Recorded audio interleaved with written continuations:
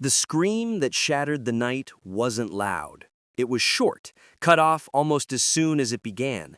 But in the quiet suburbs of Westbridge, Oregon, even short screams don't go unnoticed. Neighbors peeked through blinds, cell phones lit up, and in less than 6 minutes, squad cars flooded the cul-de-sac like a spotlight on secrets that had lived in the shadows too long. In the middle of it all stood a 17-year-old boy, shaking, barefoot, clutching something no one could explain. His name was Noah Blake, and within 48 hours, his life would unravel in front of the entire country. Noah wasn't the kind of kid people feared. He was the kid they pitied. A quiet, lanky high school junior who spent most lunches alone, drawing sketches on napkins or fixing broken skateboards for free. His teachers called him bright but distant. His neighbors said he was odd but polite. But on that cold October night, Noah became something else entirely, the center of a federal criminal investigation that no one saw coming. The object in his hands was a flash drive, small, unassuming, with a red crack running through its casing. But what it contained would send shockwaves far beyond the borders of their small town. It wasn't a weapon. It wasn't a threat. It was proof. Proof that someone Noah trusted had built an entire criminal network out of their quiet neighborhood. And Noah, whether he wanted to or not, was right in the middle of it. The story began 3 months earlier.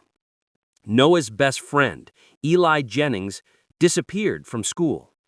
Not in a dramatic way, no missing posters, no search parties. He just stopped showing up. The official story was that Eli's mom got a new job and moved them out of town. Everyone believed it. Everyone except Noah. The last time he saw Eli, something felt wrong. His friend was jumpy, paranoid, always checking over his shoulder. When Noah pressed him about it, Eli just said, "You wouldn't believe me if I told you." And then he was gone. Noah's quiet obsession started as a promise to a friend, but what he found cracked open a world far more dangerous than any high school kid should ever stumble into.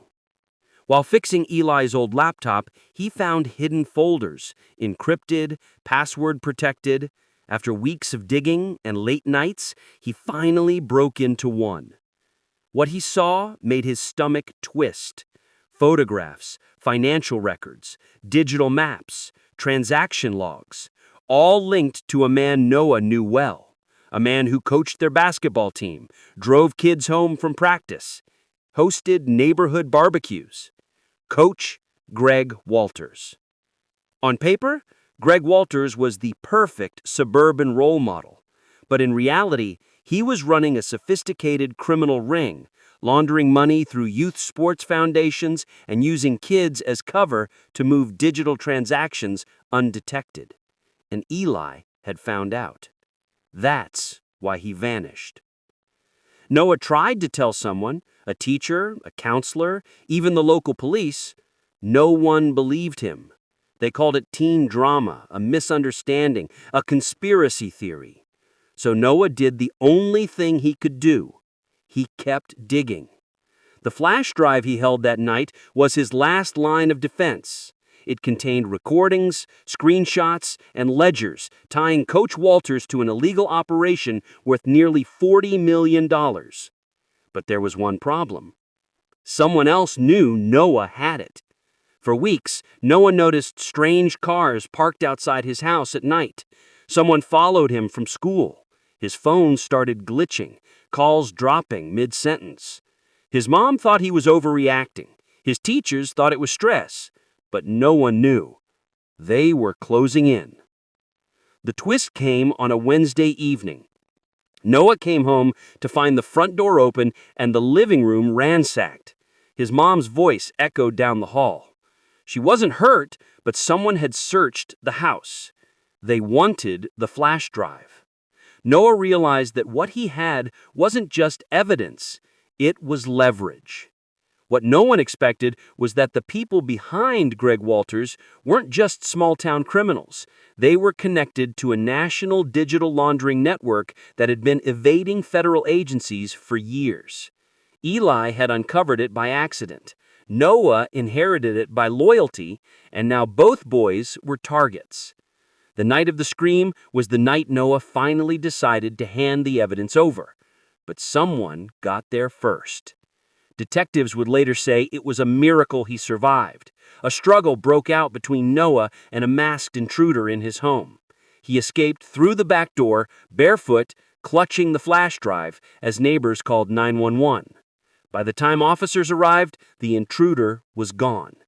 But the secrets were no longer locked away. The investigation that followed cracked the town open like a fault line. Coach Walters was arrested at dawn in front of the entire school, but the true shock came from the names attached to the money trail. Respected local business owners, a city councilman, even a retired sheriff. This wasn't just a scheme, it was a carefully constructed empire, and a 17-year-old boy had brought it down. The courtroom was packed the day Noah testified. Reporters swarmed the steps outside. Prosecutors called him the whistleblower no one saw coming. Defense attorneys tried to discredit him, painting him as an unstable teenager with a grudge. But then they played the recordings. Coach Walters bragging about how kids never talk, about how small towns are easy to own. The silence that followed was deafening. Noah didn't cry on the stand, but when he saw Eli's mother in the crowd, he lowered his eyes. She mouthed 2 words: "Thank you." In the end, 17 people were indicted on federal charges. Coach Walters received 43 years in prison. The case became national news, not just because of the money, but because of who uncovered it.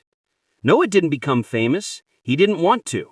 But every news anchor called him the same thing: the boy who cracked the quiet town. But here's the real cliffhanger. 6 months after the trial, Noah received a letter in his locker. No stamp, no name, just one sentence in black ink: Eli isn't dead. If this story pulled you in, don't forget to like, share, and subscribe for more gripping, real-life inspired crime stories. Because sometimes the loudest crimes aren't committed with guns or knives. They're committed in silence by the people we trust most.